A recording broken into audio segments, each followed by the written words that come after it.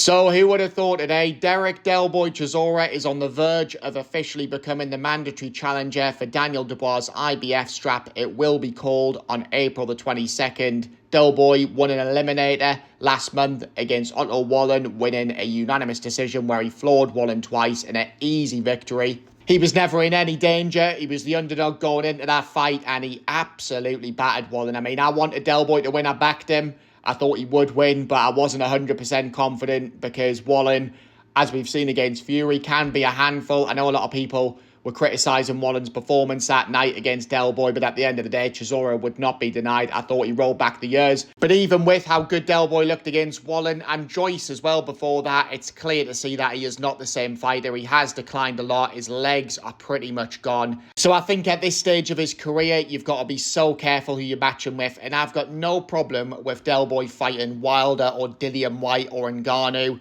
But if this Dubois fight happens, it is extremely dangerous for him. And I'm a massive Del Boy fan. He was the reason why I got into boxing. Nobody would want him to beat Dubois more than me. But I just think that style is awful for him. And Dubois wouldn't hold back. And why should he? It's a fight at the end of the day. But even the fact that you've got Don Charles, who's basically been like a dad to Del Boy over the years. Obviously, they've had an on and off relationship.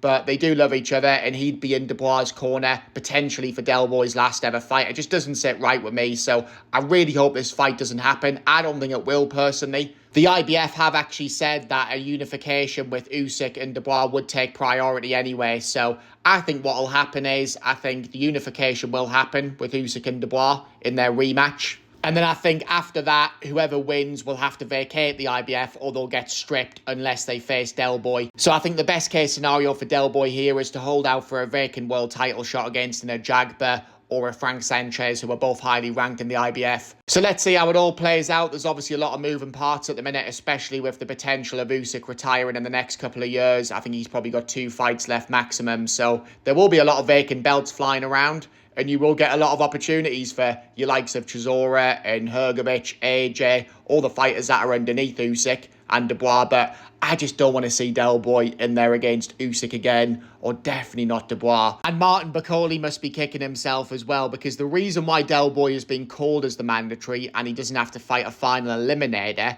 is because Martin Bakole pulled out of the final eliminator against Ajagba to fight Parker, obviously got chinned in 2 rounds. So now Ajagba and Bakole are fighting, but that's not for a final eliminator, because how could it be? But anyway, at least Martin Bacole's still the undefeated heavyweight sparring champion of the world, Billy Nelson. And you got to feel for Joseph Parker and Adja Kabiel. I mean, the 2 most in-form heavyweights bar Usyk. What the hell do they have to do to get a world title shot? It's unbelievable, but there we go. That's boxing, and this is the problem with the ranking system. When people say boxing isn't broke, they are deluded, because the ranking system is all over the shop. Too many belts, too many silly mandatories. Please sort it out, Turkey boy. We're all bored of this.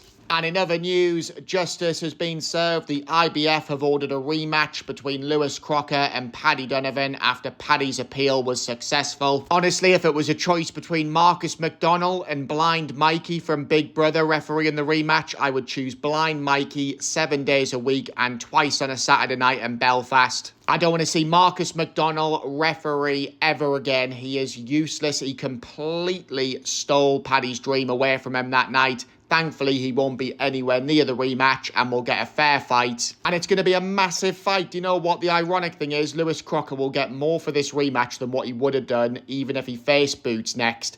And he is nowhere near the level of Boots Ennis. He's nowhere near the level of Paddy Donovan, clearly. And I like Lewis Crocker. He comes across a really nice guy. He's exciting to watch.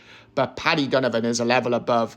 And this rematch will be as one-sided as their first fight. I think Paddy will stop Lewis Crocker, as he would have done in their first fight, had Marcus McDonnell not lumped on Lewis Crocker to win via KO, TKO or DQ. But he definitely does have to be careful, Paddy, because there were mistakes in there. They were both going at it with their head. There was also a cheeky elbow in there from Paddy. Unintentional, in my opinion, but I'm sure Paddy will learn from his mistakes, and Lewis has to be more careful as well. So let's see. It's going to be a massive event. I'm over the moon it's happening. And hopefully they do it in a neutral part of Ireland. But to be honest, I don't think it really matters too much where it is, because I just think Paddy's got Lewis's number. But time will tell, as always. Anyway, guys, let me know your thoughts in the comment section below. Subscribe if you're new. If you wouldn't mind liking this video as well, that would really help me out. Have a great weekend, and I will see you all on the next one.